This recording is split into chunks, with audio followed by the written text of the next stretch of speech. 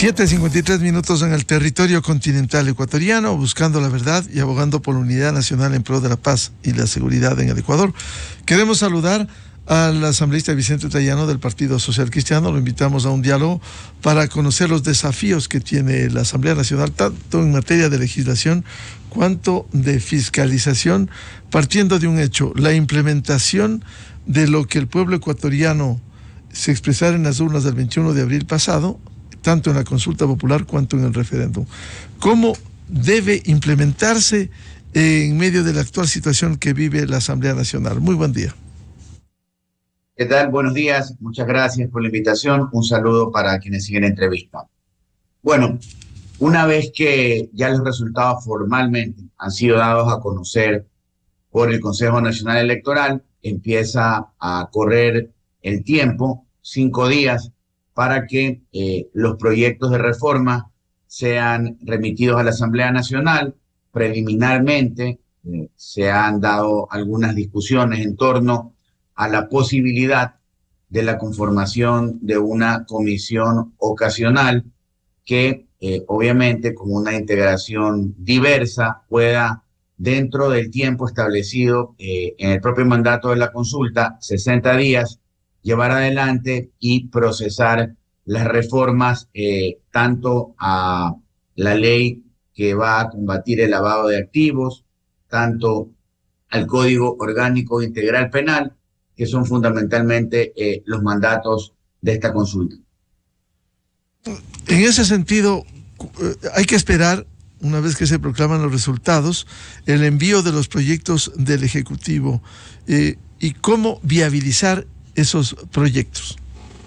Sí, de acuerdo al mismo mandato ciudadano, la iniciativa, en este caso legislativa, tiene que venir del presidente de la República. Y los conceptos están claramente establecidos dentro de la propia consulta, en cuanto al incremento de penas, en cuanto al cumplimiento de la totalidad de la sentencia, en cuanto a la creación, en este caso, de jurisdicciones especiales para tratar las garantías constitucionales y, dicho sea de paso, para evitar el abuso de las mismas, como por ejemplo el habeas corpus, para que los delincuentes mal utilizándolas no sigan recuperando su libertad antes de tiempo. Y aquí lo importante es cómo vienen esos textos, y creo que es importante procesar aquello. ¿Para qué? Para que esto viabilice la discusión y el debate legislativo y poder cumplir con los tiempos. Ahora, los conceptos son claros. La Asamblea tiene que cumplir con el mandato dentro de esa disposición. En el ejemplo, crear las jurisdicciones especiales para el tratamiento de las garantías constitucionales. La Asamblea no puede hacer otra cosa, sin duda alguna. Puede mejorar el texto, tenemos la capacidad, y de hecho varios dictámenes de la Corte Constitucional en este sentido valoran y ratifican la competencia de la Asamblea Nacional dentro del procedimiento legislativo para proceder de esta manera, pero lo que no puede pasar es no aprobarlo o degenerar ese concepto que tiene que venir plasmado en el proyecto de ley remitido por el presidente de la República. Por cierto, como usted señala, asambleísta Tayano, de acuerdo con el dictamen 124 de la Corte Constitucional, que fuera aprobado por unanimidad, en el punto 325 recuerda tanto al presidente de la República cuanto a la Asamblea que los proyectos de reforma legislativa que enviará a la Asamblea Nacional en caso de que la consulta fuera aprobada, esto fue antes, como fue aprobada, deberán ceñirse única y exclusivamente a los términos de la consulta y a los pronunciamientos que ha realizado esta Corte a través del presente dictamen, y queda vedado incluir en estos proyectos temas que no han sido sometidos al análisis de este organismo. Es decir, no se podrá incluir ningún otro tema que no sea la materia puesta en consideración en la consulta y lo aprobado por el pueblo ecuatoriano. Sí, definitivamente, y eso es importante volverlo a poner sobre la mesa de discusión, porque se ha generado mucho diálogo en torno a qué podría pasar si la Asamblea podría demorarlo, en algunos casos, por diferencias políticas, puntualmente el correísmo podría llegar a entorpecer aquello, en función de que, por ejemplo, tienen una mayoría en la Comisión de Justicia y el dictamen habla por sí solo. Reconocemos 3 conceptos. Primero, la posibilidad de discutir dentro del trámite propio de creación y gestación de una ley y el cumplimiento de todas las etapas. Es decir, que si los conceptos están claros, pueden ser modificados para bien, pero nunca legislando hacia la otra banda. Es un concepto totalmente claro. Segundo, aquí hay un tema bastante especial en cuanto al procedimiento, Miguel, porque si bien es cierto, la propia Ley Orgánica de la Función Legislativa, ley de la materia, establece un procedimiento claro para llevar adelante el debate, desde la presentación del proyecto, la aprobación y la discusión en una comisión y hasta la aprobación en el Pleno. La consulta popular establece un tiempo claramente delimitado, 60 días, para que todo este proceso de gestación de la ley se tenga que dar. Y por lo tanto, esta tesis de que se puedan incluir otros temas, pues en este momento queda vetada, precisamente por lo que la Corte claramente acaba de circunscribir. Ahora, paralelamente, y yo lo he venido sosteniendo así, indistintamente de que una comisión ocasional o la propia comisión de la materia, en este caso, las garantías jurisdiccionales o la Comisión de Justicia, lleven adelante las discusiones, pues la Asamblea tiene que seguir paralelamente su trabajo e inclusive, si hay alguna reforma penal en curso, lo tiene que tramitar en vía paralela para que eso luego pueda ser parte del debate legislativo. Y aquí es importante también un poco, y creo que va a suceder, de hecho tiene que suceder la siguiente semana, Miguel, cuál va a ser la posición que tome la Asamblea, el Pleno de la Asamblea en este sentido, porque hay criterios encontrados en cuanto a la tesis de una comisión multipartidista y en cuanto al hecho de que por la naturaleza de cada una de estas temáticas, las comisiones especializadas pertinentes sean aquellas las que lleven adelante los procesos. Entonces, esto creo que va a ser una discusión interesante que seguramente se agotará entre el día lunes y martes, y a partir de aquello debe empezar inmediatamente el trabajo, el debate, el análisis, etcétera. ¿Qué otros proyectos tienen pendientes? Uno que quedó en el limbo, por ejemplo, la reforma penal, que se malogró precisamente porque desde esa Comisión de Justicia que maneja la Revolución Ciudadana se intentó meter gato por liebre al Ecuador. En cuanto a temas pendientes, hay varios temas pendientes, y si queremos regresar a la discusión, por ejemplo, de la consulta popular, entendemos con claridad que 9 preguntas recibieron el respaldo favoritario del ciudadano y por eso tienen que ser obligatoriamente implementadas. Y hay 2 temas, y uno sobre todo vinculado con materia laboral, que no obtuvo una respuesta favorable. Varios fueron los motivos. Podemos advertir que hubo una deficiencia en la comunicación y por eso, hablando de la contratación por horas o el contrato a plazo fijo, los ciudadanos lo entendieron como un peligro, muchos lo entendieron como perder su estabilidad en este momento o que se podría prestar para atropellos. Creo que lo que se buscaba con esta pregunta en un país en el que solo 3 de cada 10 tienen empleo, Miguel, era generar posibilidades y hacer una de las tantas cosas que hay que hacer para que se hagan nuevas plazas de empleo. Y en este caso, la contratación y las modalidades son importantes. En este sentido, la Comisión de Derechos de los Trabajadores ya venía discutiendo, en el caso del contrato o la propuesta de volver al contrato a plazo fijo, un proyecto de reforma que yo había presentado en el periodo 2017-2021, precisamente con un gran objetivo, el de darle certeza a los ciudadanos en cuanto a la posibilidad de una relación clara en el tiempo, que podría durar 1 año y podría extenderse hasta 2 definitivamente, y que si termina, se termina cumpliendo obviamente el pago de todo aquello que establece la legislación laboral, y de continuar se volvía una contratación indefinida. Esto con la finalidad de buscar y generar alternativas y sobre todo dar certeza y seguridad en cuanto a la relación de trabajo, porque qué mayor certeza que el hecho de que usted tenga claridad en cuanto al tiempo de duración de la relación laboral. A mi juicio, creo que ese es un tema importante que la Mesa de Derechos de los Trabajadores y Seguridad Social debe seguir procesando y tal vez poder llevarlo al Pleno. No podemos ir más allá, legislativamente hablando, en cuanto a la contratación por horas, porque eso implicaba un cambio en la Constitución y esa respuesta no fue posible. Eso en cuanto a la materia laboral. ¿Por qué? Porque a mi juicio era uno de los temas a discutir, o que se puede discutir aún como consecuencia del no en la consulta popular. Y en cuanto a materia penal, nosotros, como bancada legislativa y junto al legislador Acriturri, el día 1 de mayo, la semana pasada, recogimos precisamente algunos conceptos que consideramos necesarios en cuanto a reforma a darse a la legislación penal, principalmente el Código Orgánico Integral Penal. ¿Para qué? Para darle herramientas a los operadores de justicia y puedan también sumarse dentro de esta política pública de combate a la delincuencia con sanciones claras y contundentes, que fue lo que hicimos.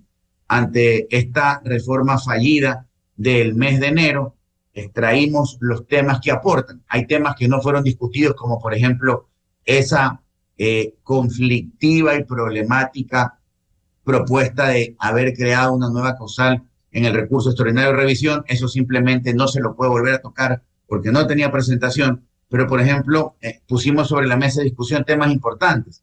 El hecho de sancionar la pertenencia a uno de estos grupos terroristas claramente determinados así por el Estado ecuatoriano, Miguel. Y es que hoy creo que quienes son usuarios de redes sociales o quienes inclusive reciben extorsiones a través de medios digitales pueden observar cómo muchísimos jóvenes lamentablemente muestran armas, dinero, drogas, generan amenazas, pretenden sembrar pánico y se sienten orgullosos de pertenecer a una de estas organizaciones delictivas. Y si el Estado ecuatoriano, tal cual lo ha establecido así, las ha declarado como organizaciones terroristas, pues sin duda alguna el pertenecer a una organización de aquellas que tienen un objetivo claro, el romper la paz y el orden social, inclusive atentar contra bienes y la vida de los ecuatorianos y la infraestructura pública, tiene que penalizarse. También un tema que considero fundamental para aportar o complementar a la consulta popular es que si queremos que el delincuente que es aprehendido en flagrancia y es procesado cumpla la totalidad de su condena, no podemos permitir que un abanico grande de delitos pueda decir, sí, yo sé, me equivoqué y señor juez y fiscal, quiero que me pongan la mitad de la pena. Entonces, eso tiene vinculación con el procedimiento abreviado. Lo que estamos haciendo es limitando la posibilidad en delitos como la extorsión para que se puedan acoger a esto y que una vez que sean procesados puedan también llegar a la finalidad del proceso y no tengan este, entre comillas, beneficio, que no es un beneficio como tal, pero para ellos en la práctica se está utilizando. Entonces, esperamos que el proyecto sea calificado por el CAL en las próximas semanas, una vez que estamos cumpliendo los filtros legislativos y que esto pueda avanzarse con celeridad y también poderlo incorporar y darle una reforma penal puntual, concreta, que sirva para, como lo dije anteriormente, a los operadores de justicia tener más elementos para sancionar y procesar con dureza la delincuencia. Asambleísta Vicente Tayano, esta semana hubo un hecho que fue festejado. La Asamblea acaba de aprobar reformas que pretenden beneficiar a los gobiernos autónomos descentralizados con el propósito de asegurar la asignación directa y automática de los recursos permanentes y no permanentes a sus presupuestos y con ello evitar lo que se calificó como injusta retención de la que acusan al gobierno nacional. En la práctica, no resulta difícil o hasta se ha dicho demagógico el que se ponga estas disposiciones cuando el Ejecutivo es el que decide la entrega de los recursos, más aún ahora con escasez en la caja fiscal? Sí, a ver, Miguel, una discusión importante. El mandato o de dónde nace el hecho de el derecho que tienen los gobiernos locales a recibir recursos del gobierno central. Nace de la Constitución y eso está claramente también un poco más aterrizado en el COTAD. ¿Y qué es lo que está haciendo esta propuesta de reforma? Que es una reforma muy puntual. Establecer lo que no existe, un procedimiento claro, con tiempos, que establezca certeza en cuanto al monto a recibir y en cuanto al procedimiento y a la fecha de recibir. ¿Y qué dice la propuesta? Ok, vamos a desarrollar un poco más el concepto de que los municipios o los gobiernos locales deben recibir recursos de los ingresos permanentes y no permanentes. Entonces, la propuesta dice que hasta los últimos 5 días de cada mes se debe cuantificar el monto a recibir como asignación y a ser entregado al mes siguiente. Y es que es importante esto, porque esto pasa por la aplicación de conceptos técnicos y de fórmulas. Y muchas veces eso golpea o complica el monto a recibir, que no es fijo, sino es variable en función de esos ingresos. Y resulta que estamos claros que cuando hay menos ingresos, es obvio que se va a recibir menos. Pero cuando los ingresos suben, por ejemplo, porque el petróleo se movió más o porque el precio subió, simplemente el monto a entregar nunca sube y se queda abajo. Entonces lo que buscamos es que durante los últimos 5 días del mes, con claridad, se fije el valor a recibir el siguiente mes. Que si existe por cualquier factor un problema de índole técnico y la imposibilidad de cuantificar este tema, vamos a trabajar como base con la asignación del mes pasado hasta poder precisar lo siguiente y luego hacer los ajustes. Primer concepto. Segundo concepto, que durante los primeros 5 días del mes siguiente se tenga que inmediatamente desde el Banco Central asignar ese dinero a la subcuenta de los gobiernos locales. Es decir, ya hay una fecha cierta y hay una obligación a cumplir. Y si el Ministerio de Finanzas no lo cumple, pues definitivamente va a tener sanciones en ese sentido. ¿De dónde debe partir esto? Del orden de una adecuada planificación del gobierno central, que también va a ir directamente vinculada a los gobiernos locales. Ese es un concepto claro. El segundo concepto de la reforma es que los gobiernos locales puedan ya quedarse, retener el dinero del IVA que se generan en las transacciones en las que ellos participan como parte del giro ordinario de sus funciones o el cumplimiento de sus obligaciones. Hoy eso no sucede, eso va a el Estado central y hay que generar un trámite para la devolución, porque si bien es cierto, en el 2021 se intentó hacer una reforma, 2022 una reforma en ese sentido, el SRI, cuando lo instrumentó mediante resoluciones, complicó y no en todo el universo de las transacciones de IVA se podía hacer esta retención. Entonces, esto es un tema importante que también va a ayudar a que los municipios den liquidez, porque ellos pagan ese tema en sus transacciones, entonces ya se va a quedar. Y el tercer concepto, que es el más complejo, es una disposición transitoria, Miguel, de esta reforma que establece que dentro de los siguientes 90 días de la publicación de la ley se debe cumplir con el pago de los montos retenidos, lo que muchos indebidamente llaman como una deuda. No es una deuda. Este dinero está retenido por no este gobierno central, Miguel, sino por gobiernos anteriores, porque esto es una bola que fue creciendo a lo largo del tiempo y que obviamente no se generó en el gobierno actual. El gobierno actual, cuando inició funciones en noviembre del año pasado, ya heredó este problema y hoy ese monto supera los 800 millones de dólares. Yo creo que es allí en donde a través del veto va a existir una objeción y el diálogo tiene que llegar a establecer un mecanismo en el tiempo, porque como usted lo dijo, ante la falta de recursos es imposible que el gobierno central haga un desembolso inmediato, 800 millones, que a lo largo del tiempo pueda establecer una fórmula de cumplimiento, pero era necesario establecer tiempos claros y certezas, y lo que buscamos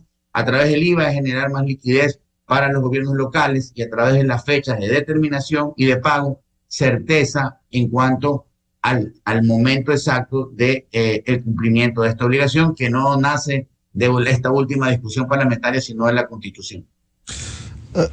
Ahora, sobre el tema, para pasar a otros, como la fiscalización, quizás en algún momento la Asamblea no pudiera aportar para que sean los gobiernos autónomos descentralizados, porque déjeme decirle, de los 221 consejos municipales hay algunos que actúan bien, generan recursos, hay autogestión, pero hay otros que demuestran una total ineficiencia. Y voy a citar provincias como en Esmeraldas. Tienen el recurso hídrico, tienen la tubería y son ineficientes en la gestión administrativa para proveer diariamente el servicio de agua potable o la recolección de la basura o también la vialidad. ¿Cómo exigir también a los gobiernos autónomos descentralizados que sean eficaces y en los que haya cómo hagan autogestión también? Bueno, definitivamente vinculándonos con este concepto de repartición de rentas, sí existen parámetros elementales para poder medir de alguna manera esta eficiencia, y el que no cumple tiene un castigo, deja de recibir más dinero. Y usted tiene razón, Miguel, y allí hay que ir también al fondo del tema.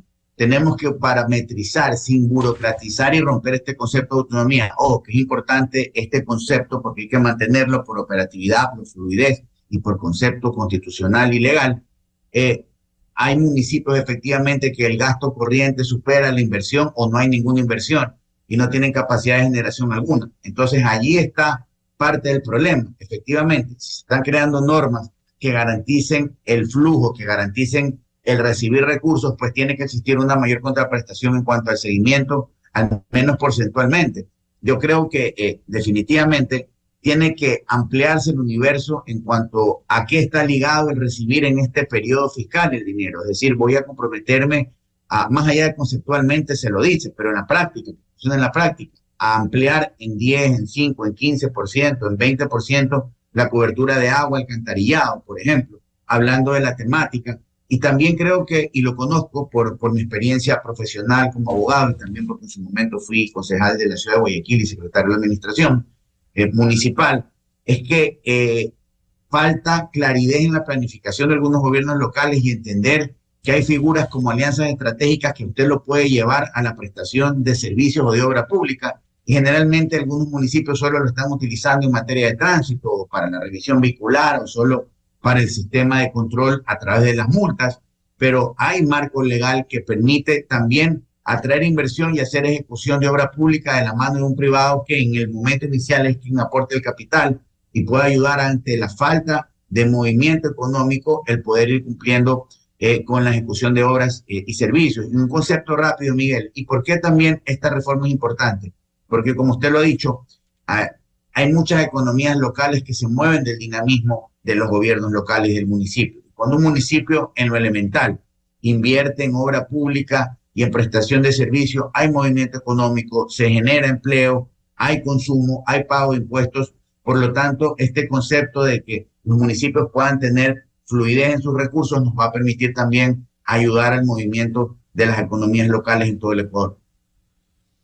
Quisiera hablar del otro tema, la atribución constitucional que tienen de fiscalizar. ¿Cómo está la dinámica? Porque se ha hablado que el próximo mes de junio sería el juicio a la fiscal general con una circunstancia. Si uno ve desde afuera, los propios argumentos del juicio político se han ido cayendo.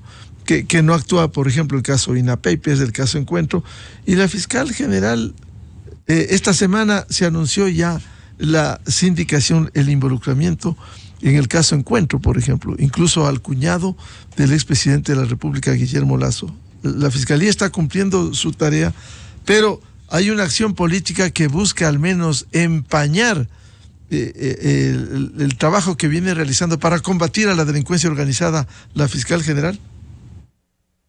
A ver, Miguel, y esto es un punto, y qué bueno que usted lo trae en la mesa de discusión. Primero vamos al tema de forma. Iniciamos el periodo legislativo y este era uno de los juicios políticos que había sido interpuesto en el periodo cesado.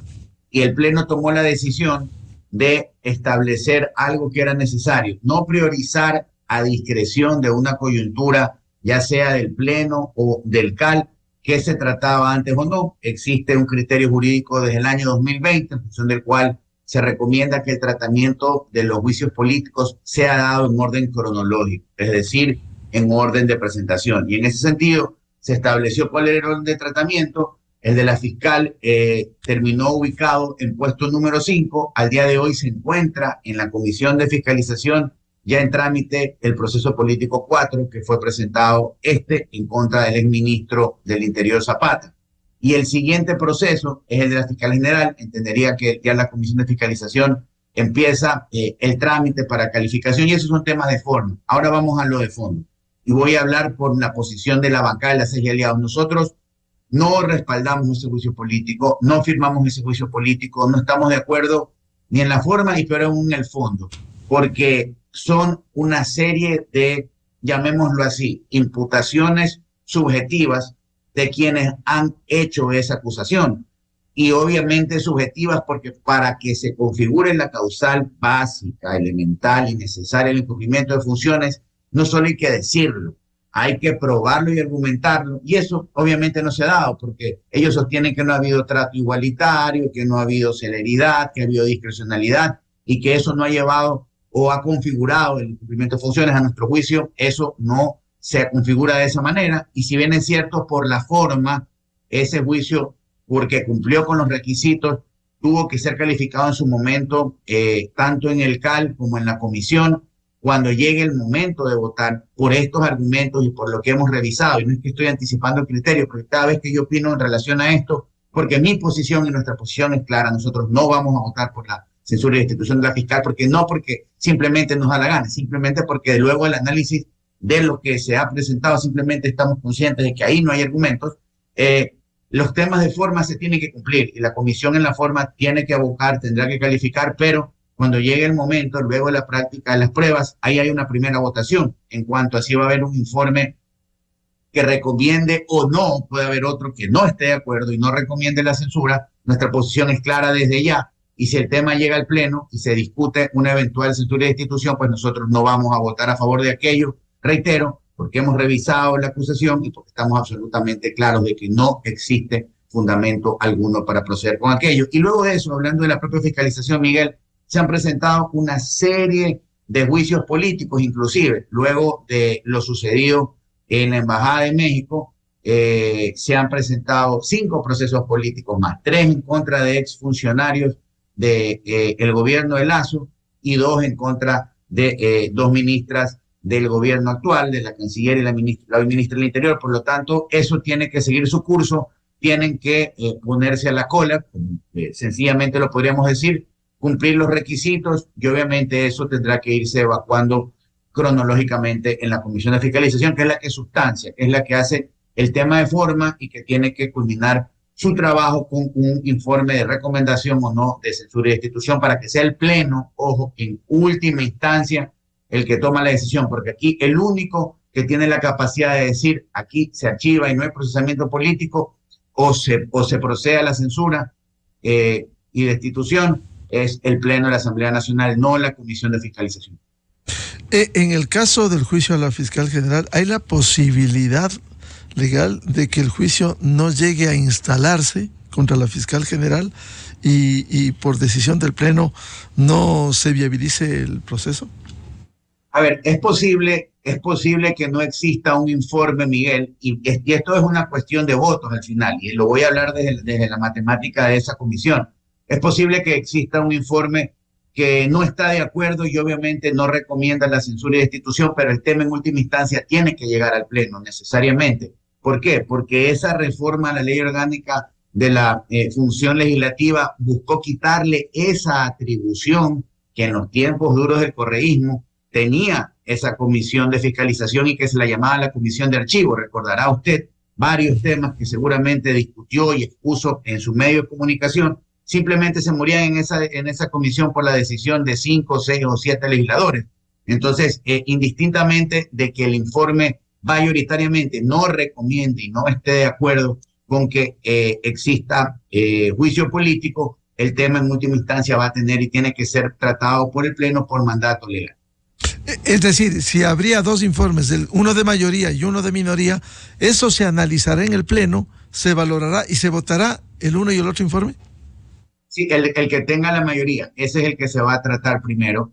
Y como veo que van dándose los temas, más inclusive de la propia composición de la comisión, yo creo, no estoy intentando adelantar criterios, simplemente en su momento yo también tendré que pronunciarme, pero claramente nuestra posición ha sido en ese sentido claramente expresada. Yo creería que eventualmente no existiría en esa comisión un informe que pueda tener mayoritariamente los votos para la censura y destitución.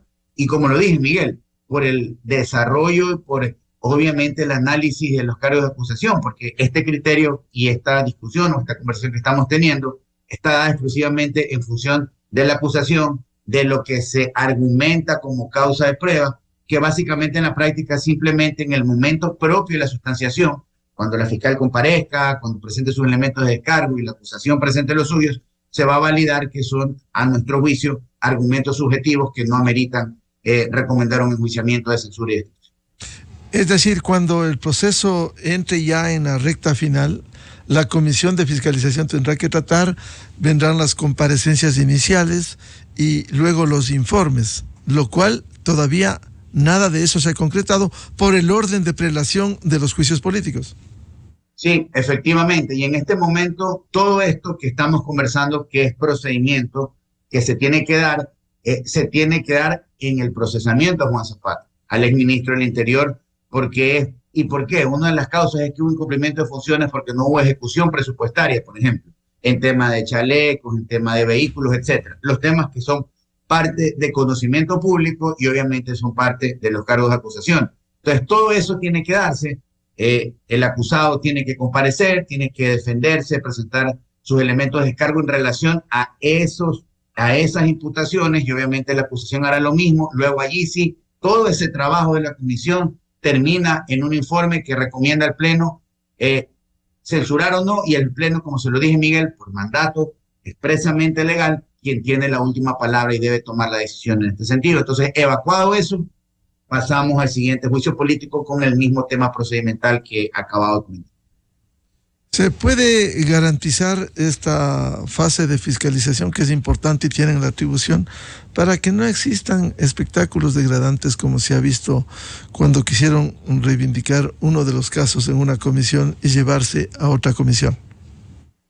Sí, a ver, más allá de las motivaciones o los argumentos que llevan a un legislador o una bancada a presentar un proceso de fiscalización, aquí hay un concepto que no puede perderse: el orden, la respetabilidad y el nivel por respeto al país y al Parlamento con el cual tiene que llevarse adelante un proceso de fiscalización. Y de hecho, más allá de las diferencias o las complicaciones puntuales que se han dado en estos 6 meses de Parlamento, que efectivamente se van a cumplir el día viernes 17 de mayo, creo que el Parlamento no puede permitir que las diferencias o la política entorpezca el trabajo que hemos venido realizando tanto en legislación como en fiscalizar, y que el Parlamento se vuelva a convertir en un circo, que es precisamente lo que el ciudadano no quería. Y a partir de eso hay que cuidarlo mucho y hay que ser muy tinosos en el debate, y la conducción del debate tiene que ver muchísimo en aquello, el saber encauzar precisamente que esto no se dé. No ha pasado en el Pleno, Miguel. Hay comisiones en las que lamentablemente sí se han accidentado sesiones, precisamente porque esa agenda política ha querido sobreponerse al procedimiento parlamentario, al respeto y obviamente al cumplimiento de todo aquello que tiene que darse, en este caso, en un juicio político o un acto de fiscalización. Y nosotros tenemos que, como Parlamento, hacer todo lo que tengamos que hacer precisamente para que ese orden y ese respeto hacia las partes involucradas en el proceso de fiscalización y hacia el país no se siga perdiendo, y que no se repitan estos espectáculos que no solo son bochornosos, sino que son totalmente cuestionados y rechazados por los ciudadanos. Bien, muchas gracias al señor asambleísta Vicente Atayano, jefe de la bancada del Partido Social Cristiano. Temas de interés de lo que lleva a cabo la Asamblea Nacional. Muy amable, Vicente. Gracias, Miguel. Como siempre, un gusto compartir con usted la entrevista. Enseguida, en la revista de Opinión Democracia. 8:26 minutos en el territorio continental ecuatoriano. Antes de ir a la pausa y volver para hablar del tema de la crisis en el sector eléctrico, quisiera dar a conocer una información urgente que está en desarrollo. En un operativo policial en las últimas horas en Guayaquil, en una finca ubicada en la vía La Costa, fue detenido Jacobo Bucarán Puley, entre otras personas. Además, allí se encontraron armas, municiones y carros de alta gama. Esto está en desarrollo. No olvidemos que los señores Bucarán han estado procesados, pero también han sido beneficiados de la justicia en esa corte del Guayas tan cuestionada, y muchos de los jueces hoy presos por casos que investiga la Fiscalía General del Estado. Vamos a la pausa y volvemos con una entrevista. Tenemos previsto el diálogo con el exministro de Energía, doctor René Ortiz, y cómo dar salidas estructurales para que cada cierto tiempo el Ecuador, por el estiaje, tenga que sufrir cortes de energía eléctrica. Desde 1984 con Gonzalo Rosero. La revista de Opinión Democracia. Siempre líderes, siempre confiables. Enseguida regresa.